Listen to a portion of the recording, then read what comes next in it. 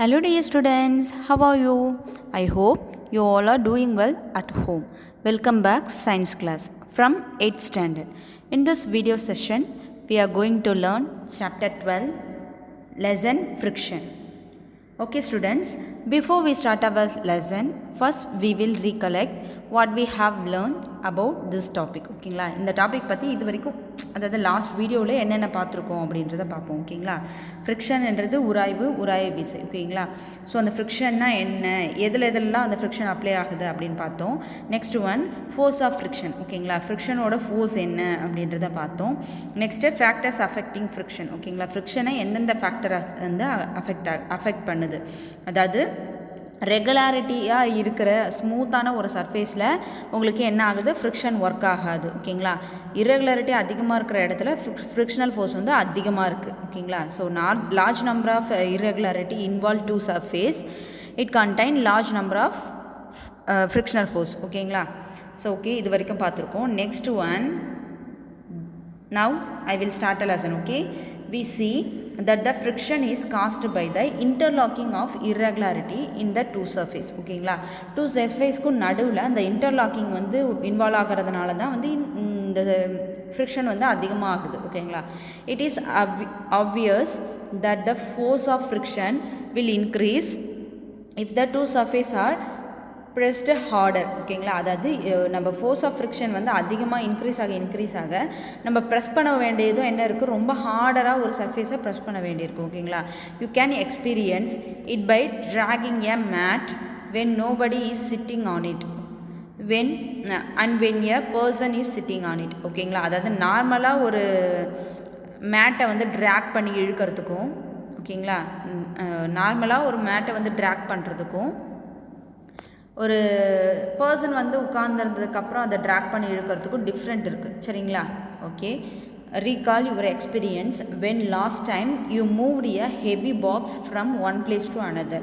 If you have no such experience, get the experience now.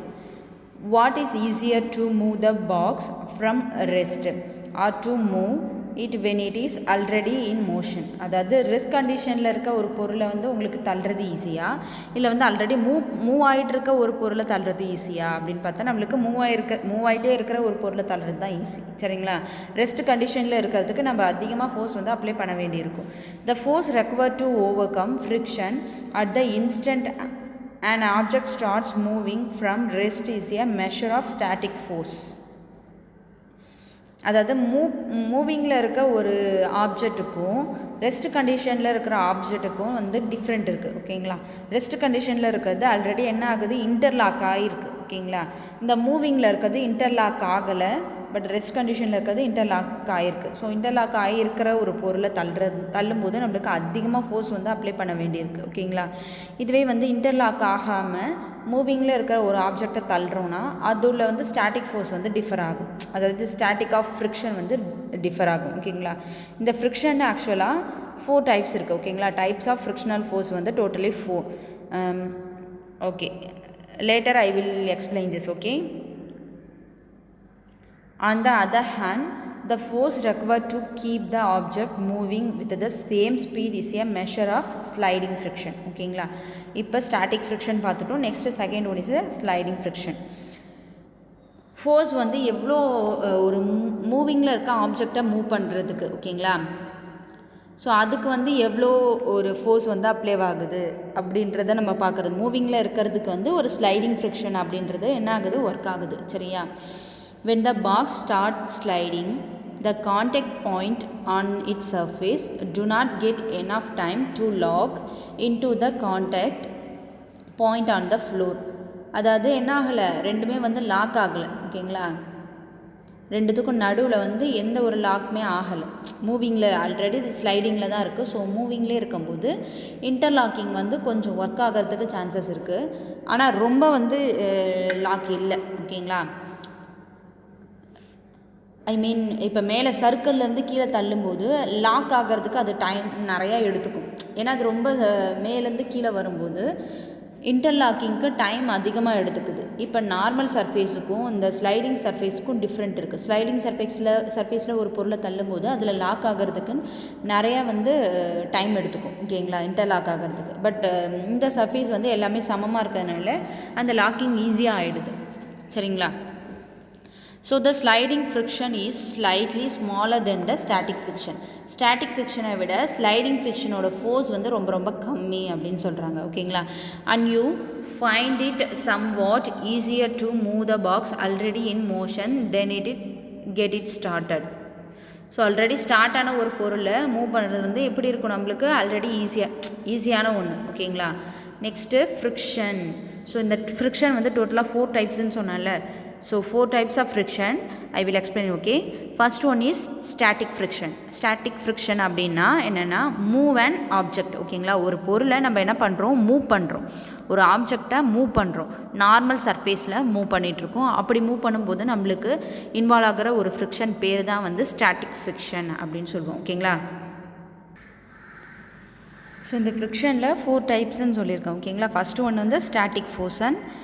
அதுக்கான example என்னென்னா move and object. ஒரு பொருளை நம்ம என்ன பண்ணுறோம், ஒரு ஆப்ஜெக்டை மூவ் பண்ணுறோம். ஓகேங்களா. அதாவது நிலையான உராய்வு அப்படின்னு சொல்லுவாங்க. ஓகேங்களா. Next sliding friction.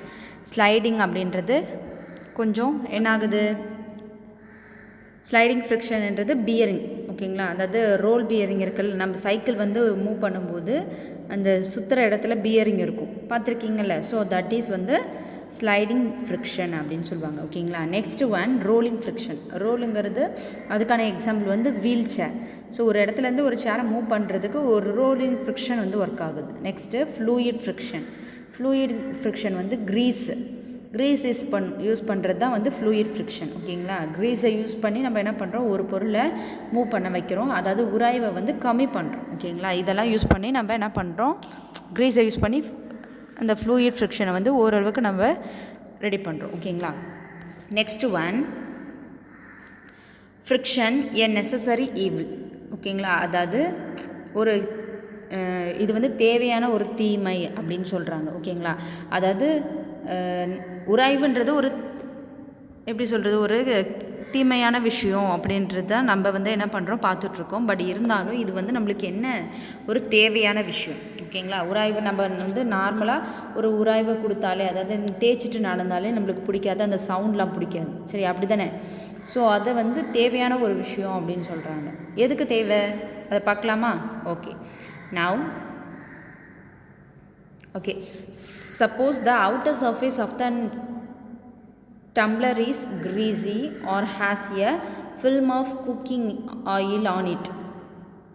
Would it become easier to move, difficult to hold it? அதாவது நீங்கள் ஒரு ஏதோ ஒரு டம்ளர்லேயோ எதுலேயோ ஆயில் பட்டிருக்கு. ஓகேங்களா. ஸோ அந்த மாதிரி பட்டு இருக்கும்போது அதை நீ டச் பண்ணி ஓப்பன் பண்ணும்போதோ இல்லை டச் பண்ணிகிட்டே இருக்கும்போதோ உங்களுக்கு எப்படி இருக்கும், ரொம்ப ரொம்ப கஷ்டமாக இருக்கும். ஹோல்ட் பண்ணியிருக்க முடியுமா? அவ்வளோ சீக்கிரத்துக்கு ஹோல்ட் பண்ணியிருக்க முடியாது. ஏன்னா ரொம்ப ரொம்ப டஃப்பாக இருக்கும். அது ஆயில் பட்டு இருக்கிறதுனால ஈஸியாக என்ன ஆகிடும், கீழே விழுறதுக்கு சான்சஸ் இருக்குது. ஓகேவா. Next marble floor. அதில் நீங்கள் நடக்கும்போதோ இல்லை மடி ட்ராக், அதாவது சேர் இருக்குது தெரியுமா. ஸோ அந்த மாதிரி இடத்துல நீங்கள் நடக்கும்போதோ இல்லை வெஹிக்கல் மூவ் பண்ண வைக்கும்போதோ நம்மளுக்கு நிறையா ப்ராப்ளம்ஸ் க்ரியேட் ஆகிருக்கு. கீழே விழுந்திருப்போம், ஒரு சில டைம் கீழே விழாமலும் இருக்கும். ஓகேங்களா. ஸோ நெக்ஸ்ட்டு ஆணி அடிக்கிறது. ஓகேங்களா. ஆணி அடிக்கும் போது இந்த ஃப்ரிக்ஷனல் ஃபோர்ஸ் ஒர்க் ஆகிறதுனால மட்டும்தான் என்ன ஆகுது, நம்ம கையில் சுற்றி அடிக்காமல் இருக்குது. ஓகேங்களா. இல்லைனா முக்கால்வாசி நம்ம தான் என்ன பண்ணுவோம், அது வழுக்கி நம்ம கையில் தான் அடிபடும். சரியா. Okay. You could not write with pen or pencil if there were no friction. Friction இல்லாமல் நம்மளால் என்ன பண்ண முடியாது, ஒரு சர்ஃபேஸில் ரைட் கூட பண்ண முடியாது. ஏன்னா அதில் இன்டர்லாக்கிங் இருந்தால் மட்டும்தான் அது ஒட்டும். ஷைனிங்காக இருந்துச்சுன்னா உன்னால் ரைட் பண்ண முடியுமா, ரைட் பண்ணும்போது பென் வலிக்கு கீழே தான் விழும். ஓகேவா. when your teacher is writing with chalk on the black boardலேயும் அதேமாதிரி ஷைனிங்காக இருந்தால் நம்மளால் எழுத முடியாது. ஸோ அது irregularities அதிகமாக இருக்கிறதுனால தான் ரஃப் சர்ஃபேஸ்ன்றதுனால நம்மளால் என்ன பண்ண முடியுது, ரைட் பண்ண முடியுது. ஓகேங்களா. It rough surface rubs off some chalk particles with a stick to the blackboard. ஓகேங்களா. ஸோ அந்த சர்ஃபேஸில் என்ன இருக்குது, ஒரு irregularity இருக்குது. ஸோ அதனால தான் அதில் என்ன ஆகுது, சாக் வந்து அதில் ஒட்டிகிட்ருக்கு. ஓகேங்களா, irregularity இல்லைன்னா அந்த சாக் வந்து அந்த சர்ஃபேஸில் ஒட்டவே ஒட்டாது. ஓகேங்களா. could it happen if there were no friction between the chalk and the board? ஒருவேளை ஃப்ரிக்ஷன் வந்து அந்த பிளேஸில் ஒர்க்கே ஆகலை அப்படின்னா என்ன நடக்கும்னா, போர்டில் எழுதுறது எதுவுமே உங்களுக்கு தெரிய போகிறதில்ல. ஓகேங்களா, ஃபுல்லாக நம்ம எழுதுகிற சாக் எல்லாம் கீழே தான் விழுந்துகிட்டே இருக்குமே தவிர அதில் ஒயிட் கலரில் என்ன ஆகாது, பிடிக்காது. ஓகேங்களா. if an object started moving it would never stop if there were no friction. ஒரு வேளை ஃப்ரிக்ஷன் இல்லாமல் இருந்துச்சுன்னா ஒரு வெஹிக்கல் நம்ம மூவ் பண்ணிகிட்ருக்கோம், ஒரு இடத்துல சடன் பிரேக் போடணும். ஒரு வேளை ஃப்ரிக்ஷன் ஒர்க் ஆகலைன்னா நம்மளால் என்ன பண்ண முடியாது, பிரேக் அப்ளை பண்ண முடியாது, எந்த இடத்துலையும் ஸ்டாப் பண்ணவே முடியாது. ஸ்டார்ட் பண்ணுற ஒரு வெஹிக்கல், ரெஸ்ட் கண்டிஷனில் இருக்க ஒரு வெஹிக்கலை நீங்கள் மூவ் பண்ணி விடும்போது அது போயிட்டே தான் இருக்குமே தவிர எந்த ஒரு பிளேஸ்லையும் நம்மளால் என்ன பண்ண முடியாது, ஸ்டாப் பண்ண முடியாது ஃப்ரிக்ஷன் இல்லைனா. ஓகேங்களா. Next, had there been no friction between the tires of the automobiles on the road, they could not be started or stopped or turned to change the direction of motion. ஓகேங்களா. ஒரு வேளை சர்ஃபேஸில், அதாவது road சர்ஃபேஸ்லேயும் next நம்மளோட ஆட்டோமொபைலோட tyre இருக்குல்ல, அந்த tyre சர்ஃபேஸும் வந்து ஷைனிங்காக. இப்போ டயர் சர்ஃபேஸ் பார்த்துருக்கீங்களா, டயரில் ஒரு டிசைன்ஸ் கொடுத்துருப்பாங்க. அது ஆக்சுவலாக டிசைன் கிடையாது, இந்த ஃப்ரிக்ஷனுக்காக தான் மேடும் பள்ளமாக வச்சுருக்காங்க. ஓகேங்களா. கொஞ்சம் அந்த டிசைன் எப்படி இருக்கும், கொஞ்சம் கேப் விட்டு தானே கொடுத்துருப்பாங்க, பார்த்துருக்கீங்கல்ல. ஸோ அது இதோ பாருங்கள், இந்த மாதிரி கேப் விட்டு தானே கொடுத்துருப்பாங்க. ஸோ இது மாதிரி மேடு ஒரு இடத்துல வந்து கொஞ்சம் வந்து மேடாக இருக்கும், அப்புறம் பள்ளமாக இருக்கும். ஓகேங்களா. அப் அண்ட் டவுன்ஸ் அப்படி தான் இருக்கும். ஸோ அதுக்கான ரீசன் என்னென்னா இதுதான். ஓகேங்களா. அதாவது ஃப்ரிக்ஷன் ஒர்க் ஆகிறதுக்காக தான் என்ன பண்ணியிருக்காங்க, அந்த மாதிரி செட் பண்ணியிருக்காங்க. ஸோ ஒரு வேளை அந்த மாதிரி ஃப்ரிக்ஷன்ஸ் இல்லாமல் இருந்துச்சுன்னா என்ன பண்ண முடியும், நம்மளால் வெஹிக்கலை ஸ்டாப் பண்ணவே முடியாது. ஓகேங்களா. அதாவது ஸ்டாப் பண்ண முடியாது, ஸ்டார்ட் பண்ண முடியாது, நெக்ஸ்ட்டு ஒரு டைரக்ஷனை சேஞ்ச் பண்ணவும் முடியாது. அதாவது வெஹிக்கலை நம்ம யூட்டர்ன் எடுக்கிறோம் அந்த மாதிரி இருந்தாலும் பண்ண முடியாது. ஓகேங்களா. You could not fix a nail in the wall or tie a knot. ஓகேங்களா. ஃப்ரிக்ஷன் இல்லைனா உங்களால் என்ன பண்ண முடியாது, கொடியும் கட்ட முடியாது, நெக்ஸ்ட்டு முடிச்சும் எங்கேயும் போட முடியாது, இல்லை வந்து கொடி கட்ட முடியாது, இல்லைனா வந்து ஆணியும் அடிக்க முடியாது. ஓகேங்களா. Without friction no building could be constructed. Friction இல்லைனா நம்மளால் என்ன பண்ண முடியாது, பில்டிங் கன்ஸ்ட்ரக்ட் பண்ணவே முடியாது. ஏன்னா அந்த சர்ஃபேஸ் வந்து இப்போ சிமெண்ட்டு, நெக்ஸ்ட்டு வந்து என்ன பண்ணுறாங்க, பிரிக்கு, இந்த மாதிரி மாற்றி வைக்கும்போது பிரிக்குலேயும் அன்இவன் சர்ஃபேஸ் இருக்கும், அந்த சிமெண்ட்லேயும் அன்இவன் சர்ஃபேஸ் இருக்கும். ஸோ அப்போ தான் என்ன ஆகுது, ரெண்டுமே வந்து இன்டர்லாக் ஆகிடுது. ஒருவேளை அந்த சர்ஃபேஸில் இன்டர்லாக் இல்லை, இர்ரெகுலாரிட்டிஸ் இல்லைன்னா அது சிமெண்ட் என்ன பண்ணாது, அதில் ஒட்டவே ஒட்டாது. ஓகேங்களா. இர்ரெகுலாரிட்டியில் மட்டும்தான் என்ன நடக்கும், அந்த சிமெண்ட் வந்து ஸ்ட்ராங்காக பிடிச்சிட்ருக்கும். இர்ரெகுலாரிட்டி இன்டர்லாக்கிங் இல்லைன்னா அந்த பில்டிங் வந்து மேலே எழும்பாது, கீழே சரிஞ்சு விழுந்துடும். ஓகேங்களா. On the other hand, friction is an evil too. அதாவது நம்மளுக்கு ஃப்ரிக்ஷன் வந்து ஒரு விதத்தில் நல்லதும் இருக்குது, ஒரு விதத்தில் தீயதும் இருக்குது. ஓகேங்களா. ஸோ இப்போ நல்லதெல்லாம் ஃபஸ்ட்டு பார்த்துடலாம். It wear out the materials whether they are screw, ball bearing or soles or shoes. You must have seen worn out steps of food over bridges at a railway station. So வந்து so இந்த ஃப்ரிக்ஷன்னால் என்னென்ன நடக்குது, வேறு என்ன evil நம்மளுக்கு இருக்குது அப்படின்னா, இந்த ஸ்க்ரூஸை வந்து என்ன பண்ணுறோம், ஸ்க்ரூ வந்து கண்டினியூவாக திருகும் போதோ இல்லை மூவ் பண்ணும்போதோ அந்த ஸ்க்ரூவில் என்ன ஆகுது, கொஞ்சம் டேமேஜ் ஆகுது. ஓகேங்களா. ரொம்ப நாள் யூஸ் பண்ணும்போது. சரியா. ஓகே. நெக்ஸ்ட்டு பால் பியரிங், இதெல்லாம் பார்த்துருக்கீங்களா, அதாவது சைக்கிளில் அந்த சைடில் கொடுத்துருப்பாங்கல்ல, ஸோ அதுதான் வந்து பால் பியரிங். ஓகேங்களா. அதாவது பாலாக இருக்கும். இருங்க உங்களுக்கு எக்ஸாம்பிளுக்கு காட்டுறேன். Okay, I will show you. தெரியுதா. ஸோ இது பேர் தான் வந்து பால் பியரிங். ஓகேங்களா. ஸோ இந்த பால் பியரிங் இது வந்து கண்டினியூஸாக யூஸ் பண்ணும்போது சைக்கிளில் ரொம்ப நாள் அது ஓடிட்டுருக்கோம்ல, ஸோ அந்த மாதிரி இருக்கும்போது ரிப்பேர் ஏதாவது ப்ராப்ளம் அப்படின்னா, உராயுது அப்படின்னா நீங்கள் எடுத்து போய் கடையில் காட்டினீங்கன்னா பால் பியரிங் போயிடுச்சு, அது சேஞ்ச் பண்ணணும் அப்படின்னு சொல்லுவாங்க. அப்படி தானே, பார்த்துருக்கீங்கல்ல. Okay. Next one, okay, shoes, உங்களோட ஷூஸும் தேஞ்சு போயிருக்கும். You must have seen worn out steps of food over bridges at railway station. ஓகேங்களா, ரயில்வே ஸ்டேஷன் கிட்ட இல்லை ஏதாவது குப்பையில் என்ன பார்த்துருப்பீங்கன்னா தேஞ்சு போன ஷூஸ் வந்து கீழே கிடக்கிறதையோ இல்லை தேஞ்சு போன செப்பல் வந்து கீழே கிடக்கிறதையோ பார்த்துருப்பீங்க. ஓகேங்களா, friction can also produce heat. Friction என்ன பண்ணுது, ஹீட்டையும் வந்து ப்ரொடியூஸ் பண்ணுது. அதுதான் அதில் ஒரு கொஞ்சம் வந்து ஒரு தீமையான விஷயம். ஓகேங்களா, இதில் வந்து நல்லதும் இருக்குது கெட்டதும் இருக்குது. ஸோ இப்போ கெட்டது தான் நம்ம பார்த்துட்ருக்கோம். ஓகேங்களா, next vigorously rub your palms together for a few minutes. கண்டினியூஸாக நம்ம கையை வந்து குளிர் டைமில், வின்டர் டைமில் என்ன பண்ணுவோம், குளிர்துனா 2 கையும் நல்லா தேய்ச்சி சூடு பறக்க நம்ம ஃபேஸ்லேயோ இல்லை நம்மளுக்கு எங்கே தேவையோ வச்சுப்போம்ல. ஓகேங்களா, ஃபேஸில் வைப்போம் இல்லை வந்து கழுத்தில் தொட்டு வைப்போமா. இதுக்கான ரீசன் என்ன, ஹீட் வந்து அங்கே ப்ரொடியூஸ் ஆகுது. ஓகேங்களா, ஸோ ஃப்ரிக்ஷனால் தான் என்ன ஆகுது, ஹீட் வந்து ப்ரொடியூஸ் ஆகுது.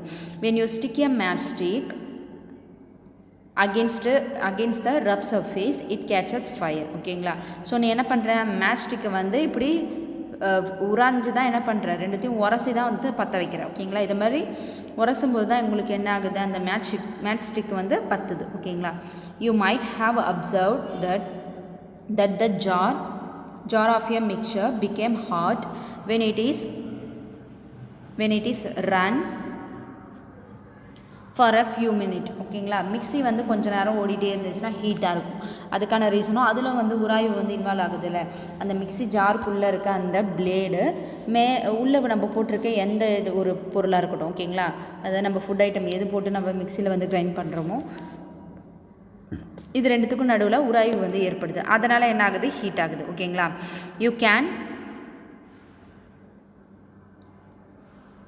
You can cite various other examples in which friction produce heat. ஓகேங்களா, இது மட்டும் இல்லாமல் இன்னும் நிறைய எக்ஸாம்பிள்ஸும் இருக்குது. ஓகேங்களா, in fact when a machine is operated, heat generated causes much wastage of energy. ஓகேங்களா, ஹீட் அதிகமாக ப்ரொடியூஸ் ஆகும்போது அதில் வந்து வேஸ்டேஜ் அதிகமாக இருக்குது. ஓகேங்களா, எனர்ஜி வந்து அதிகமாக வெளியே போகுது.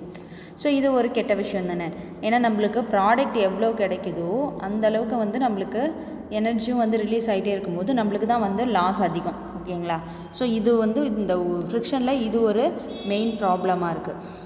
We shall discuss the ways of minimising friction in the following section. ஓகேங்களா, இனிமேல் நம்ம என்ன பார்க்க போகிறோன்னா இந்த ஃப்ரிக்ஷனை எப்படி வந்து மினிமைஸ் பண்ணுறது, எப்படி கம்மி பண்ணுறது, எப்படி அதிகப்படுத்துறது அப்படின்றது தான் பார்க்க போகிறோம். Okay, so okay, that's the end of our topic.